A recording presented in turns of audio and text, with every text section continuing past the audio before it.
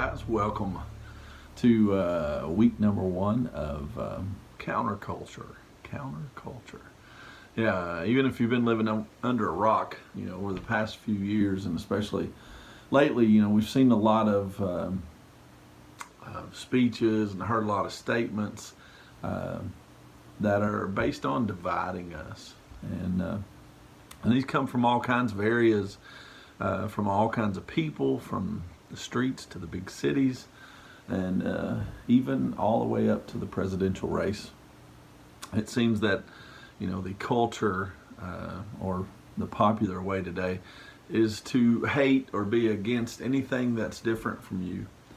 But is that how we should act as Christians? We're going to take a look in this series on what Jesus had to say about the culture.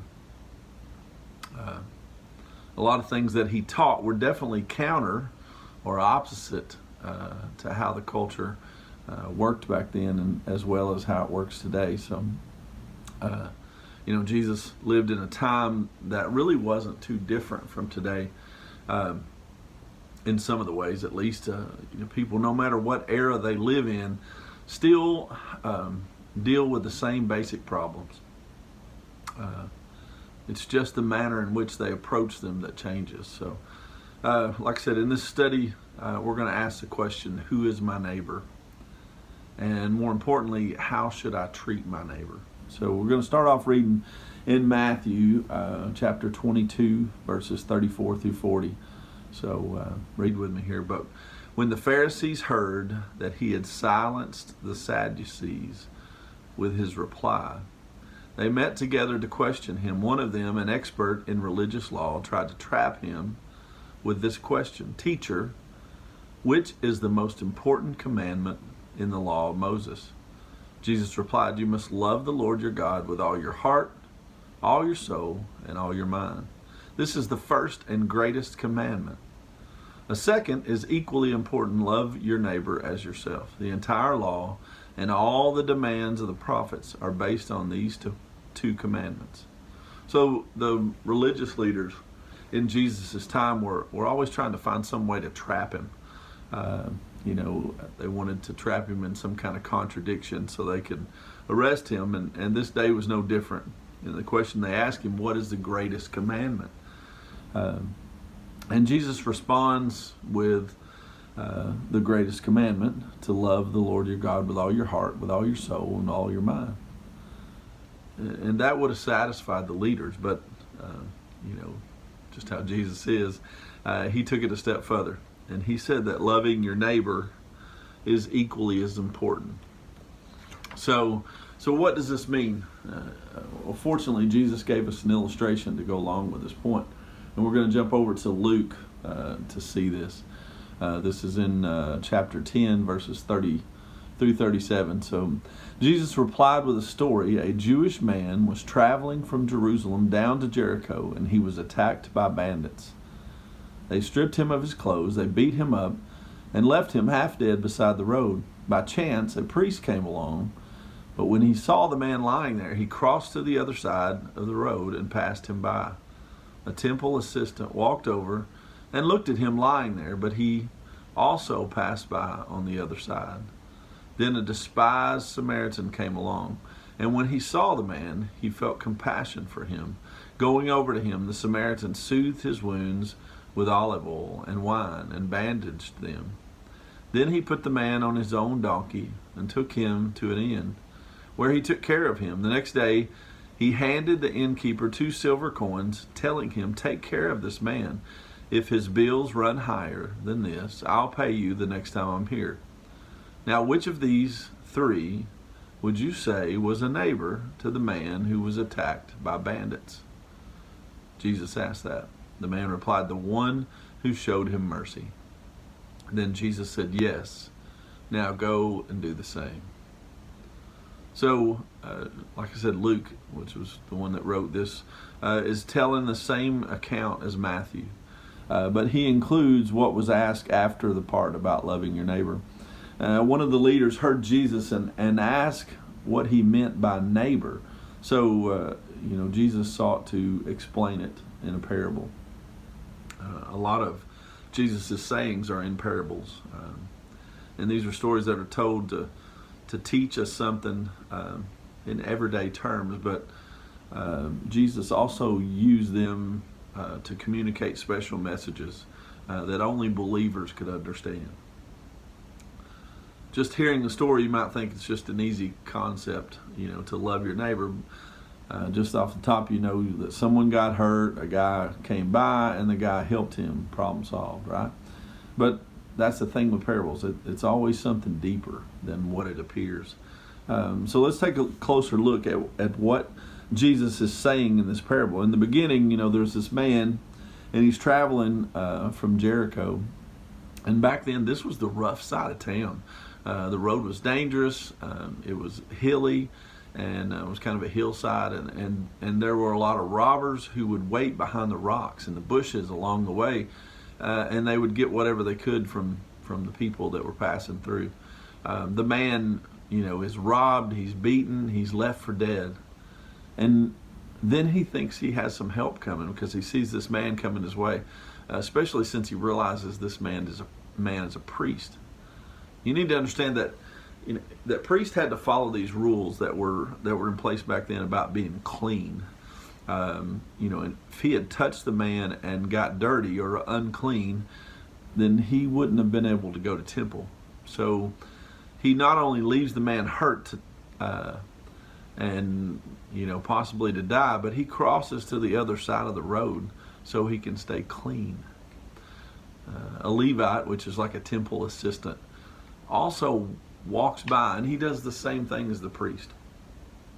And by now the man, is probably losing hope. He might be even losing consciousness because he's been beat so bad. Nobody seems to want to help him. But in rides the hero of the story, and here's where the people in Jesus' time would have lost their marbles, because the hero in this parable is a Samaritan. And if you were a Jew in Jesus' time, you hated Samaritans. Samaritans were a people group who were despised by the Jews, mainly because they were different. Samaritans were Jews who had come from one of the 12 tribes who had intermarried with the people from other groups living around them. The Jews considered them half-breeds because they weren't fully Jewish. This Samaritan wrapped the man's wounds. He took him to an inn to recover, and he even paid the bill. This is the man Jesus says was the neighbor to the one who was beaten. So what does that say about us today? What can we take from Jesus' parable here? Jesus thought it was important enough to tell, and Luke recorded it. So, there's probably something as Christians that we can learn from it today. And we can also attempt to, after we learn it, to go live that out, live out what that parable's teaching us. The first thing is being a neighbor means that you may have to get dirty. There's an old saying that you will always get dirty when you deal in people's messes. In order to help somebody, you got to kind of step into their problems. I remember when we got this this new church van, and I heard some grumblings around church. So I sure hope the youth group doesn't mess that up. And I kind of laughed it off at first, and then it just kind of kept up, and I kept hearing it, and then I tried to kind of defend it. I mean, because ministry, if you're going to do ministry, if you're going to use it, it's going to get dirty. If you're not going to use it, it can stay clean. The last 6 months, it's been sitting there. I've drove it around the parking lot a couple times, but it's not getting dirty. But it's not being used. And so if we're going to be used for God, sometimes we've got to get dirty.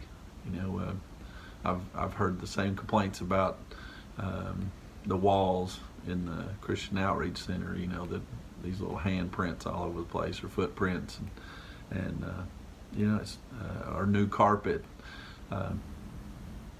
It's nice for that. I appreciate that stuff, But if we're going to do ministry, things are going to get dirty. Paint's going to get dirty. Carpet's going to get worn out and old. It's just something that happens. If we're going to be somebody's neighbor, if we're going to be a neighbor to this neighborhood, that means things are going to get used. They're going to get even sometimes possibly abused. But yeah, that's what happens. Ministry's messy. And there's not a single person who doesn't have problems. We all live in these messes. We have messes in our lives, and sometimes we need someone to help us through them. We all need that neighbor who is willing to pitch in and help us clean up whatever mess we're dealing with. A couple years ago, I bought a zero-turn mower against the advice of some people that said, if you have a hilly yard, you probably don't need to get one of those. But I bought it anyway because I thought that's what I wanted, and it was a bad idea. In the places where the yard's not too hilly, it looks really good and does a good job, but if you get anywhere close, I have a huge ditch that runs through the side of my property. And if I get anywhere close to that thing wants to spin and run right down in that ditch. And it's a big ditch. It's kind of scary. And not to mention there's places where a ditch runs through the front of my yard too, or through the middle of the front yard, and that I get stuck. And so I've been stuck several times. Just about every one of my neighbors around me has come over and helped pull me out of either being stuck. Jeff, that lives across the street, he brought his mower over and pulled me out because I was stuck in the middle of some of the mud. And then one of my other neighbors, Greg, I was part of the way down in the ditch, and he come over with his truck and pulled me out. So I'm quite sure my neighbors, once they see me get on the mower, run and hide now. But I appreciate them. They come over and they help, and it's what we got to do. You know, I've also had neighbors come over, and there's another Greg that lives in my neighborhood that come over and help me. I was cutting a tree down one day, and I was just having a horrible time at it, and it was a big tree, and he had a much bigger chainsaw than I did, and he come over and made simple work of it. I mean, it's just boom, boom, boom, and got it done. So we've got to be good neighbors. That's what we're called to do, is to help people clean up their messes. So I hope I'm a good neighbor also. And that's what we're called to be. The priest and the Levite, in the parable, were too afraid of getting dirty with the man's problems. And I know I've thought of that before. I've been headed to church, and whether it's a work day or a Sunday or something, I think, well, I'm too busy. I got to hurry up.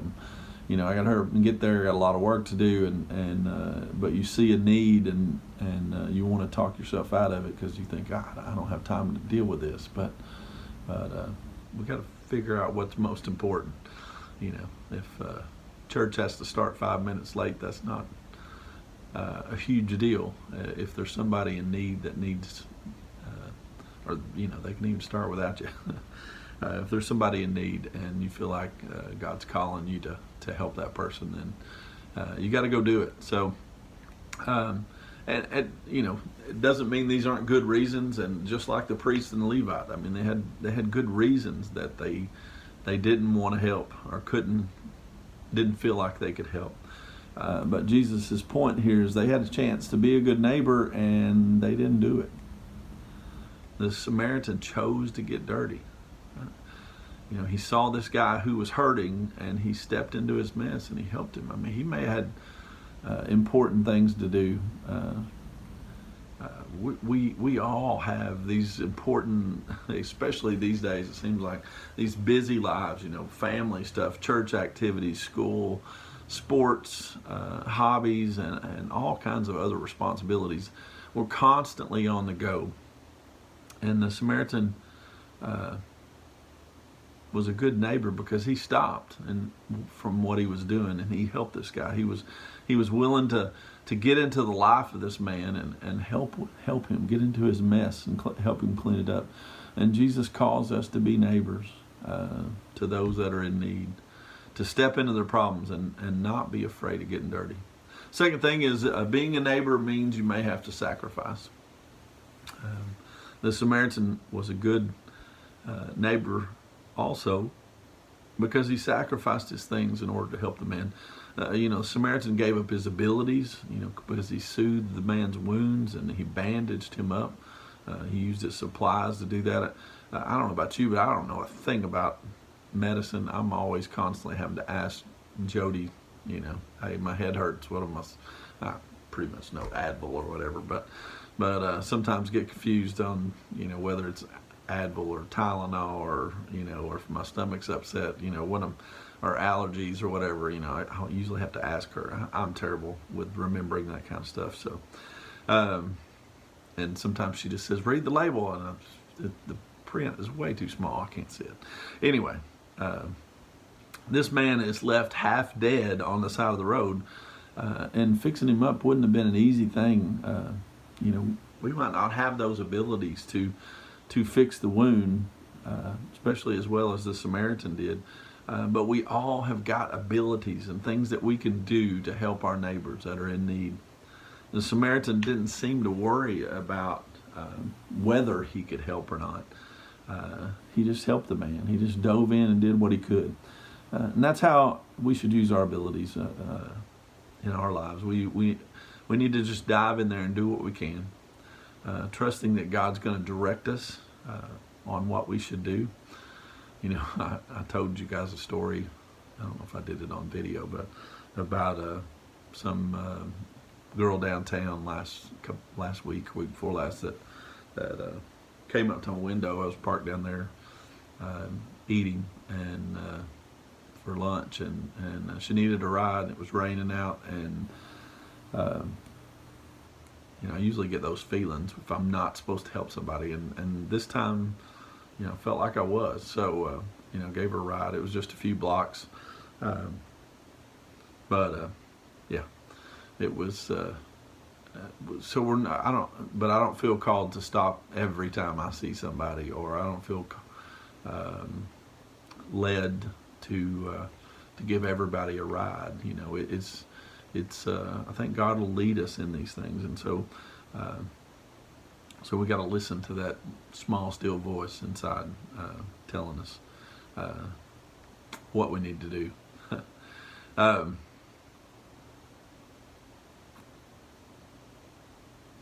There's a story that I heard some time ago about this football team that hired this new football coach, and they're in there in the locker room, and this football coach is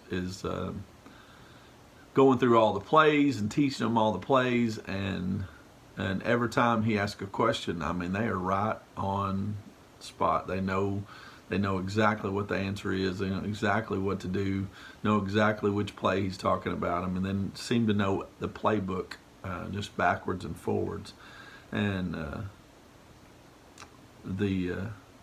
after a little bit, he kind of looks at him and he's like, I don't know why we're in here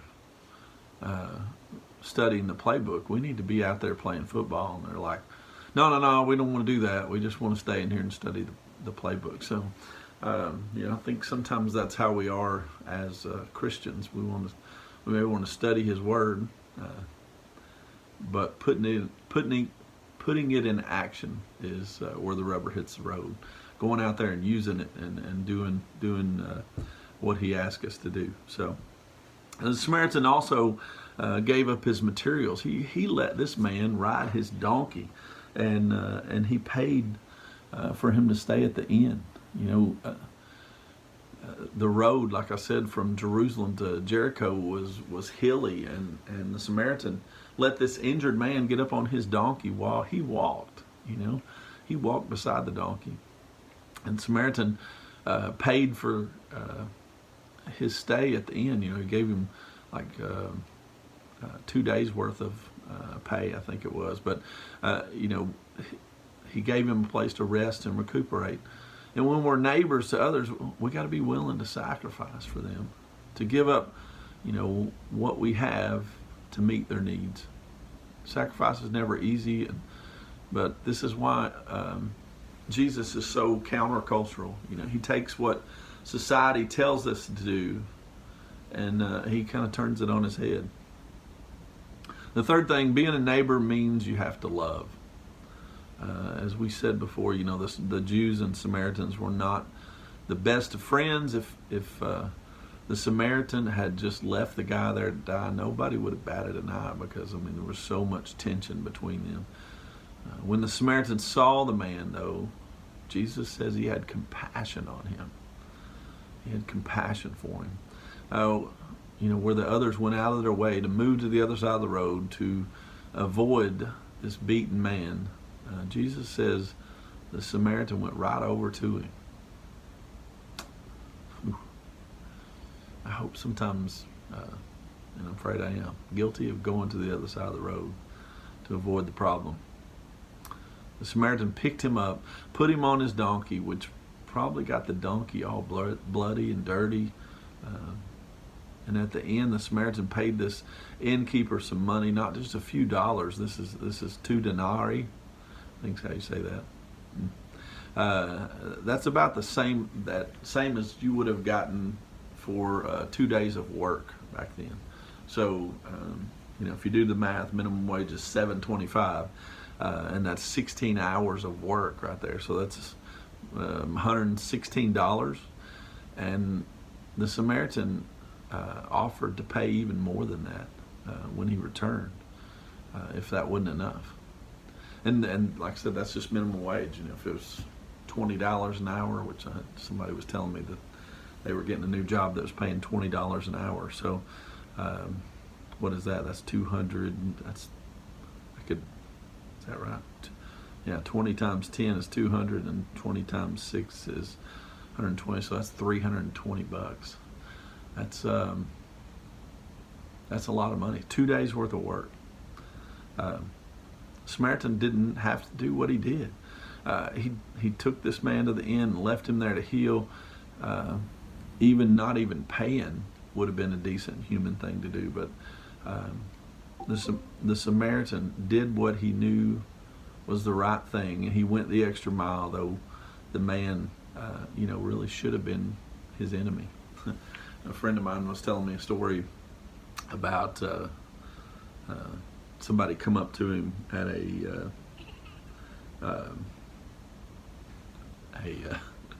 gas station and was asking about, telling the story, which is the same old story.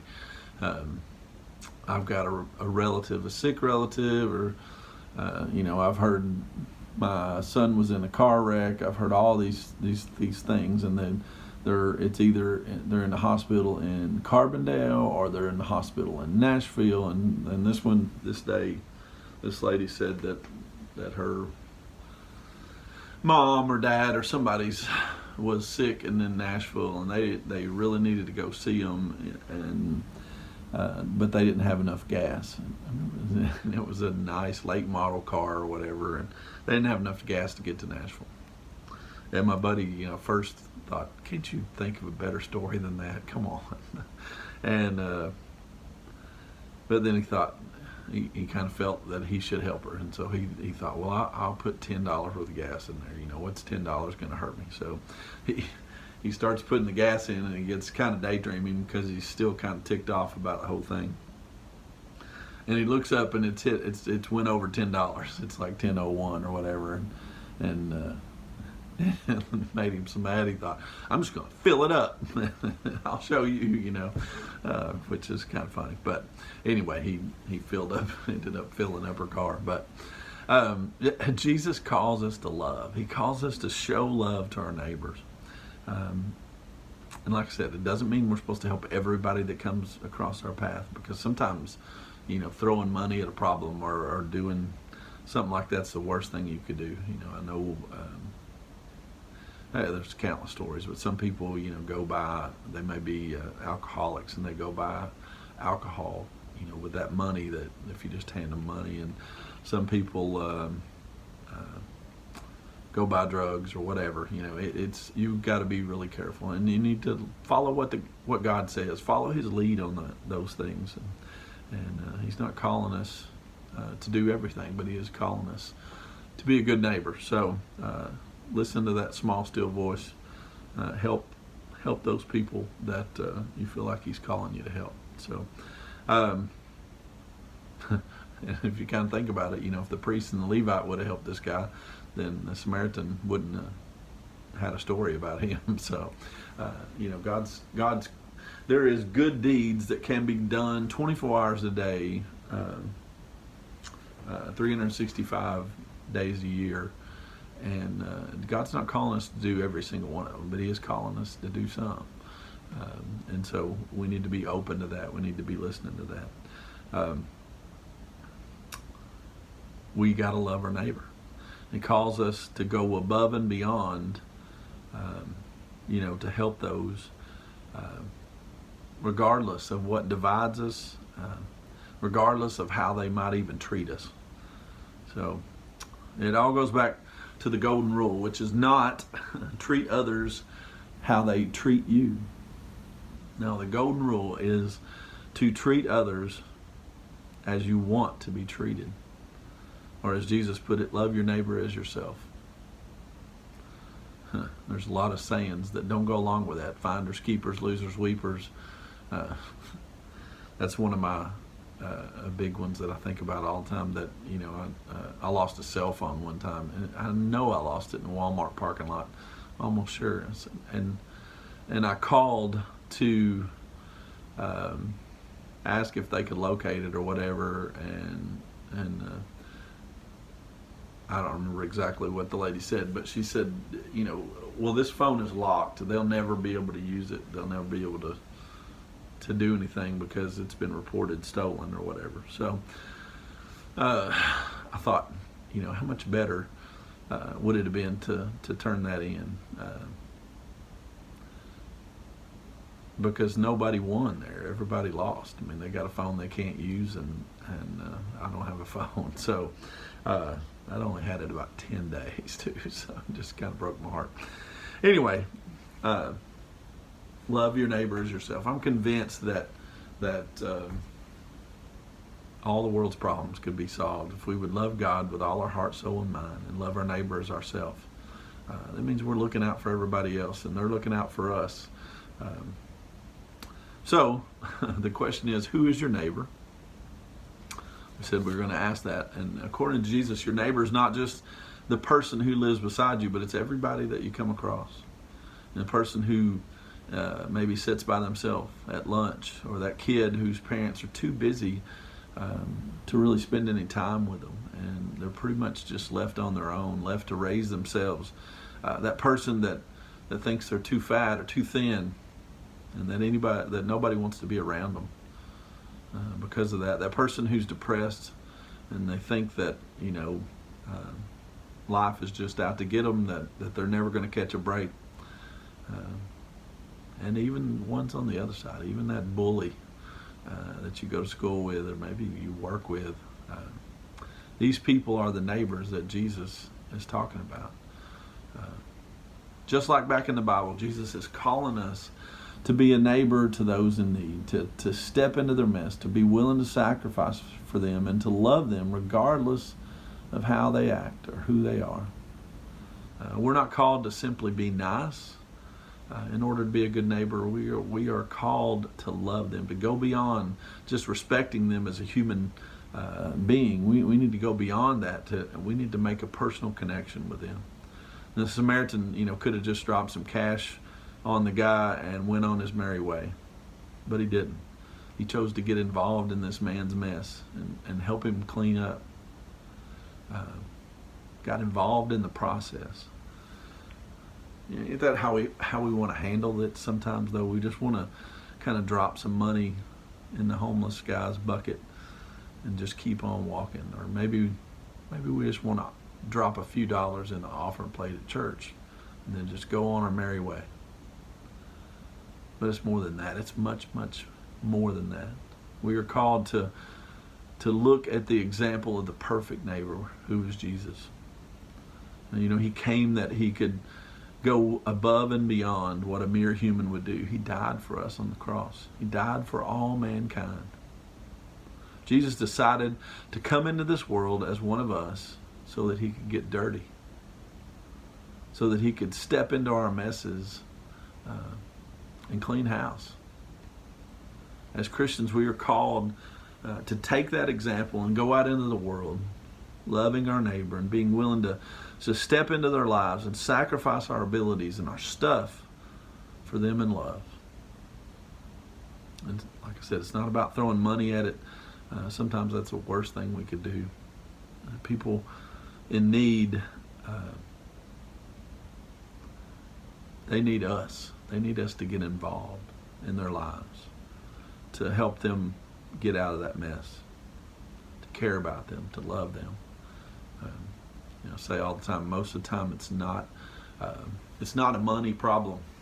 It's a spending problem a lot of the times, or a priority problem, or it's a wrong thinking or something like that. So in order to understand that, and in order to really help, we got to get involved. We got to spend some time with these people. So how are you going to be a neighbor? How are you doing at being a good neighbor? Like I said, I think all the world's problems can be solved through just following these two greatest commandments: loving God and loving our neighbor as ourselves. Let's pray. Thank you, Lord, for your call to us to love you first and then love our neighbors as we love ourselves second. Pray, Lord, that you'll give us clear eyes, clear vision on what that looks like in our lives, that you'll show us opportunities like the priest and the Levite had, and that we will realize the importance of stepping into people's problems, stepping into situations where we might get dirty and helping out. Sometimes we're just blind and we just don't see it. So help open our eyes and so we can see these situations. Direct us on which ones we're supposed to help with, and give us the wisdom to do it correctly. To get involved in their lives and to help them. It's in Jesus' name we pray. Amen. All right, I'll see you next time. Countercultural, that's hard to say. Counterculture, part 2. See you next week.